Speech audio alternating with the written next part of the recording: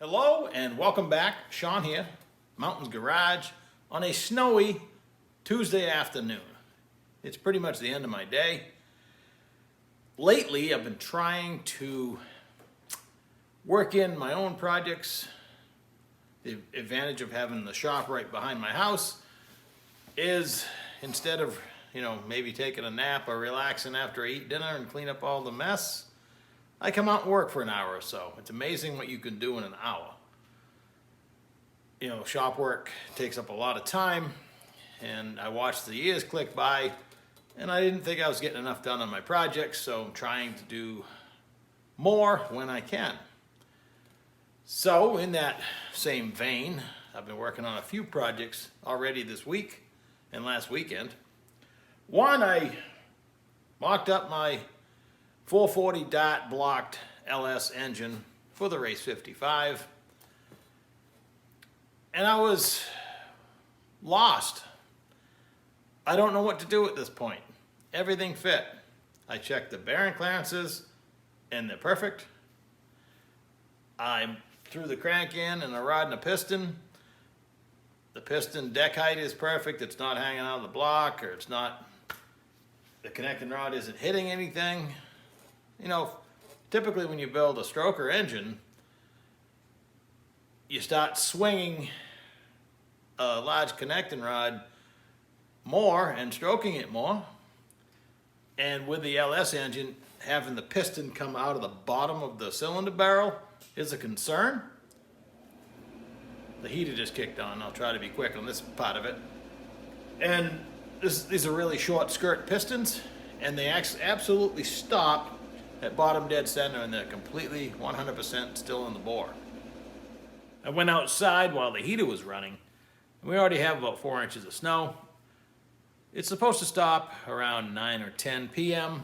Gives me a time to clean it up before I go to bed, so when I wake up in the morning, the sun will be out, and I'll take advantage of whatever melting could take place. I like to expose a little bit of asphalt and let the sun hit that blacktop and melt off my hills. So now I can take the mocked up parts apart. I need to gap my rings, determine a total figure, probably 28 on the top, 30 on the second. I got to do this is an actual math calculation, throw a little swag at it, take a good guess, and go for it. This motor might be an excellent candidate for the piston coating, but probably going to run without it. I could stand to lose a little bit of cylinder wall clearance, but I think it'll be fine. I would like to get at least a short block assembled within the next couple weeks, because when you let a project sit, this is what happens.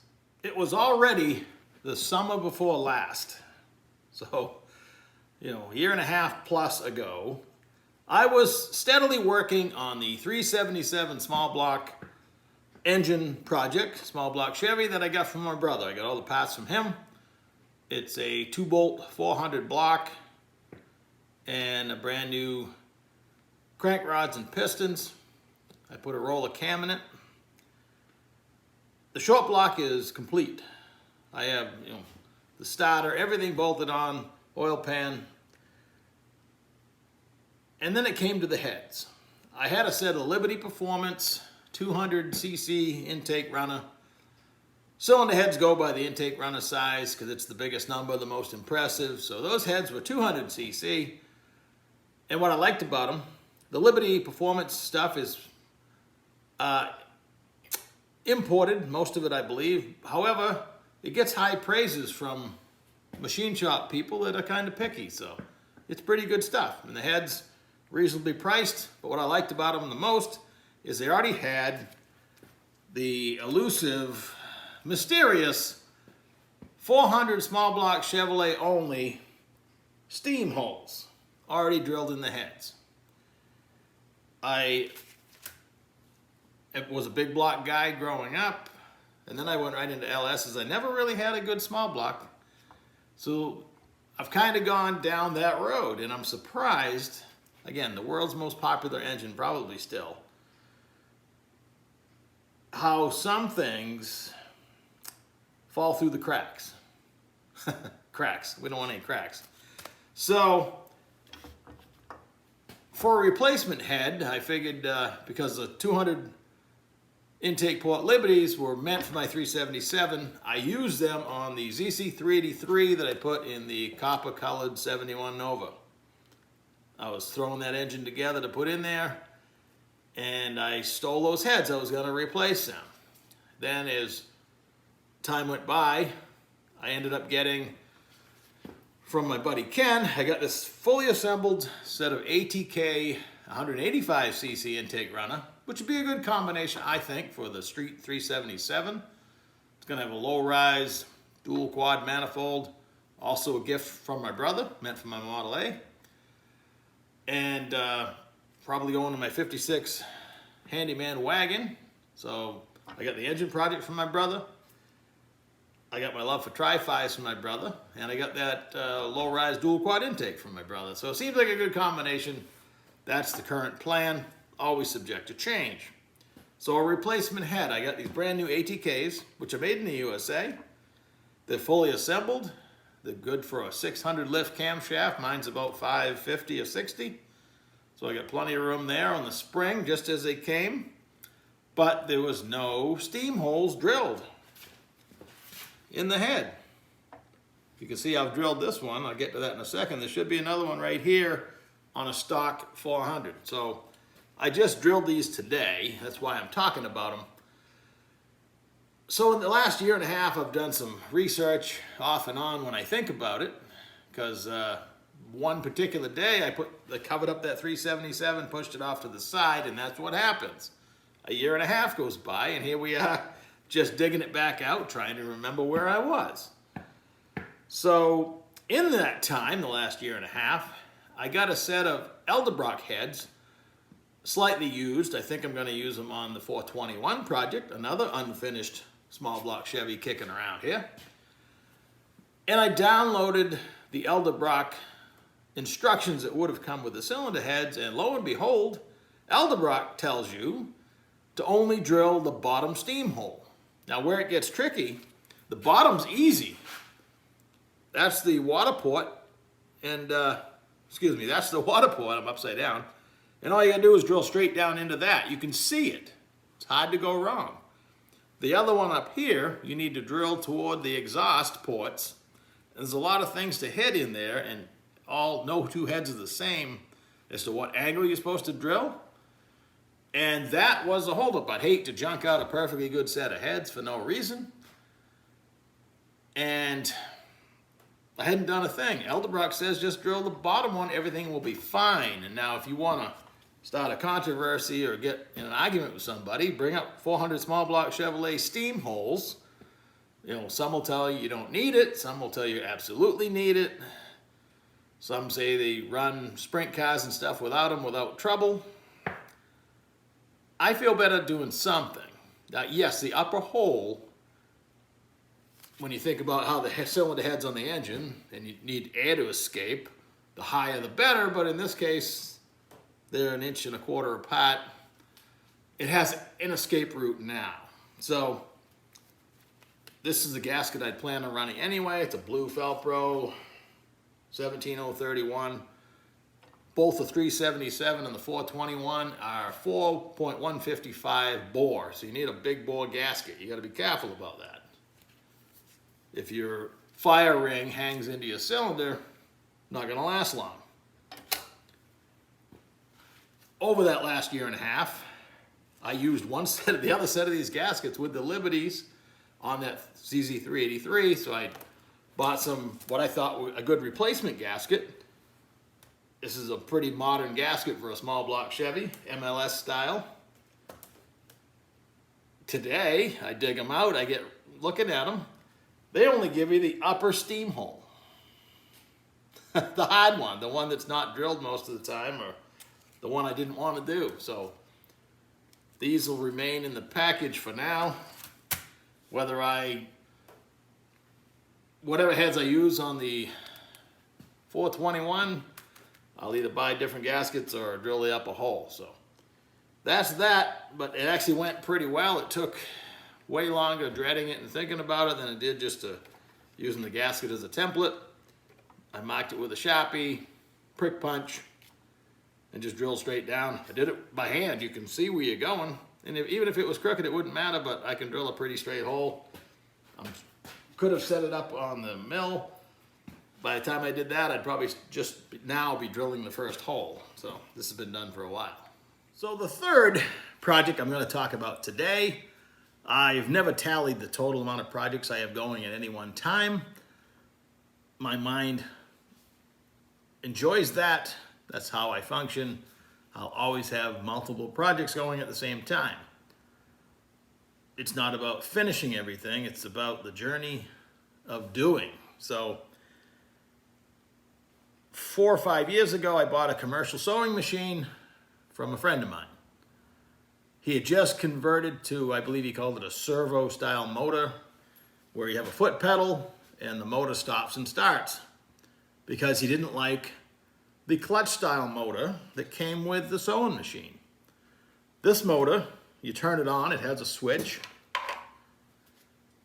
and it revs up. It has a flywheel. When you unplug it, it keeps going for another minute.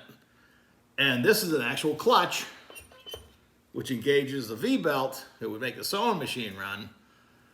And I've had this motor, I've tripped over it 100 times here in the shop. I knew someday it would have a purpose. At least I hoped it would, or I'd dream up a way to do it. I tried to retrofit it on a bead roller, but it was not well suited for that. So there it sat. And I like to view or watch the Make It Custom YouTube channel, Make It Custom with a K. He's out of Canada, Jap Hands Customs, I think his name of his business is. Jap Hands Fabrication. Anyway, he was the inspiration for my buddy, the same guy I got the sewing machine from, to build, when he bought his plasma table, to build his bead roller, just like Kyle did on the Make It Custom channel a year or so ago. And then he cut me out the blanks and I made mine. And 9 months ago, I missed the video somehow. I have an affinity for sheet metal working tools. It's almost comedy because I don't do a lot of sheet metal work, but I want to be able to do so because when I built my first race car, you can't see the picture of it here, but I had to put aluminum interior in it. I thought I was really doing something when I bought and learned about tin snips. I bought the yellow, which is straight, and the green and red, which is right and left. So that was my sheet metal tools, that and a hammer, maybe a piece of wood to hit something. That's how I did the interior. But I wished then, a goal for life was to collect sheet metal working tools and have them at my disposal. And I've done that. When I see them, I buy them if it's reasonable and it's a deal. Of course, I have to get a deal. I mean, I could go out and buy them all today. I'd just go broke. I need to find good quality old stuff that is no longer needed by the owner.